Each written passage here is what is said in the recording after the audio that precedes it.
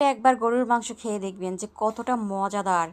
এই যে বন্ধুরা, গরুর মাংসটা একটুখানি কম কম মশলা দিয়ে ভুনা ভুনা করে নেবেন, তারপরে দেখবেন গরম ভাতের সাথে সাথে যদি ডাউল হয় তাতে তো কথাই নেই। দেখুন কতটা ইয়ামি দিয়েছি এই যে লাউ আর ডিমের তরকারি। বন্ধুরা, এই তরকারির কম্বিনেশনটা অনেকটা সুন্দর, দেখুন কেমন কালার এসেছে।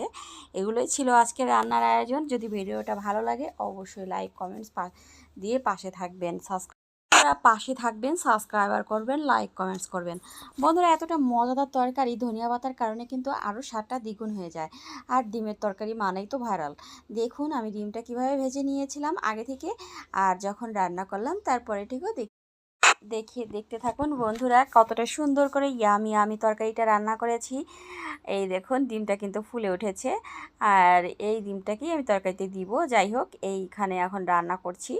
দেখুন কতটা সুন্দর করে, এই যে আমি যেভাবে রান্না করেছি ঠিক এইভাবে রান্নাটা করে দেখবেন, অনেকটা সহজ হবে।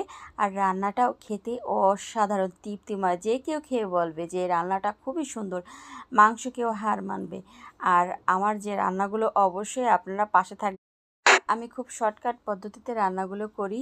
যদি আপনাদের সময় বাঁচিয়ে রান্নাগুলো করতে মনে চায়, দেখে ভালো লাগে, অবশ্যই পাশে থাকবেন। এই তো আমি লাউগুলো দিয়ে দিয়েছিলাম মশলা কষিয়ে। আর আপনারা ঠিক এভাবেই পেঁয়াজ বাটা, রসুন বাটা, জিরা বাটা, যা আর কি প্রয়োজন ওই মশলাটাই আপনারা ব্যবহার করবেন। আর এই যে লাউগুলো দেওয়ার পরে আমি ডিমটা ছেড়ে দিয়েছিলাম ঝোল ঝোল দিয়ে। তারপর 2-1টা কাঁচা লঙ্কা আর এই যে ধনিয়া পাতা কুচি, সাথে 2-1টা টমেটো দিলে ভালোই হয়।